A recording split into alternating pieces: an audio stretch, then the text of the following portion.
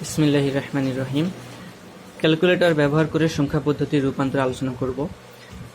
এখানে দশমিক থেকে যে কোনো ভিত্তিতে রূপান্তর ক্ষেত্রে আমরা সর্বপ্রথম ক্যালকুলেটর অন করব।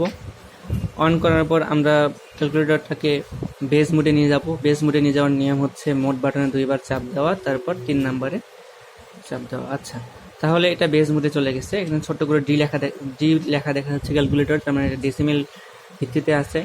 আমাদের এখানে 4টা ভিত্তি আছে: decimal button, hexa button, binary button, octal button. আচ্ছা, এখন প্রশ্নে আমাদের দেওয়া আছে দশমিক আর রূপান্তর করতে হবে বাইনারি, অক্টাল অথবা হেক্সা। তো আমরা একটা মান নিই 125। প্রথমে আমরা মানটা উঠাই 125। আচ্ছা, ওঠানোর পর আমরা সমান চাপার পর এখন আমাদের যে ভিত্তিতে কনভার্ট করতে বলবে সেই ভিত্তিতে আমরা সেই বাটনে চাপ দিলে আমাদের ওই ভিত্তিতে কনভার্ট হয়ে যাবে। যেমন এখানে হেক্সায় চাপ দিলে হেক্সা হবে, বাইনারিতে চাপ দিলে বাইনারি হবে, অক্টালে চাপ দিলে অক্টাল হবে। খুব সিম্পল। আচ্ছা, কিন্তু এই সিম্পল জিনিসটাই কঠিন হয়ে যায় যখন পয়েন্টযুক্ত সংখ্যা আসে। তো পয়েন্টযুক্ত সংখ্যার ক্ষেত্রে আমাদের যা করতে হবে সেটা আমার এখানে বর্ণনা দেওয়া আছে ধাপ অনুযায়ী। তো ধাপ বর্ণনাটা এখানে প্রথমে বলা আছে, প্রশ্নে যা আছে সেটা উঠাইতে হবে। তারপর তার সাথে যে ভিত্তিতে যেতে হবে সেই ভিত্তির পাওয়ার 3 দিয়ে আমরা গুণ করবো। আচ্ছা, যে ভিত্তিতে আমরা যাব সেই ভিত্তির দ্বারা গুণ করবো এবং পাওয়ারে আমরা 3 দেবো। পাওয়ার 3 কেন? পাওয়ার 3 হচ্ছে পয়েন্টের পর 3 ঘর নিব আমরা মান, এই জন্য পাওয়ারে 3 দিচ্ছি। আচ্ছা, তারপর আমাদের মোট বাটনে গিয়ে বেস চেঞ্জ করতে হবে। তারপর অ্যান্সার বাটনে চাপ দেওয়ার পর সমান চাপার পর যে বেস দিয়ে যেতে হবে ওই বেসের বাটনে চাপ দিলে আমাদের অ্যান্সারটা চলে আসবে।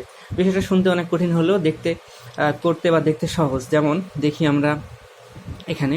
আচ্ছা, আরেকটা ব্যাপার হলো যে ক্যালকুলেটরকে বেস মোডে নিয়ে যাওয়ার পর আবার নর্মাল মোডে ফিরে আনার নিয়ম হচ্ছে মোড বাটনে একবার চাপ দিয়ে আমরা 1 চাপবো, 1।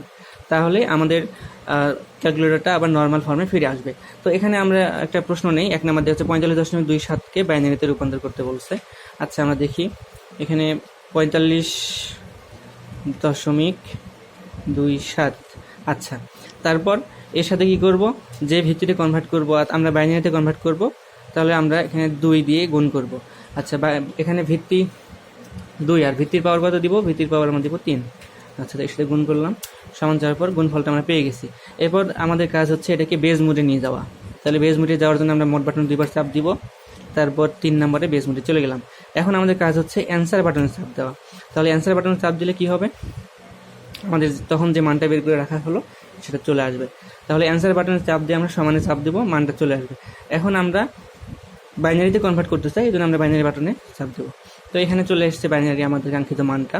তো আমাদের অ্যান্সার নেওয়ার সময় কী করতে হবে? ওই যে বলছিলাম দশমিকের পর 3 ঘর, এই জন্য আমরা কী করবো? 3 ঘর, এখানে 3 ঘর পর দশমিক নিব, অর্থাৎ 3 ঘর পর এখানে দশমিক নিব।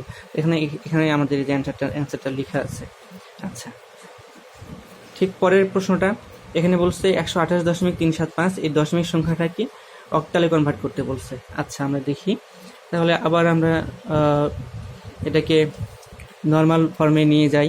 নর্মাল ফর্মে নিয়ে যাওয়ার নিয়ম হচ্ছে মোট বাটনে একবার চাপ দিয়ে 1 চাপতে হবে। আচ্ছা, তারপর 128.375 সংখ্যাটা, 1 মিসিং হয়ে গেছে, 128.375। আচ্ছা, সংখ্যাটা উঠালাম। তারপর আমরা অক্টালে কনভার্ট করতে চাই, এই জন্য আমরা 8 দিয়ে গুণ করব আর পাওয়ারে কত দিব? পাওয়ারে 3 দিব।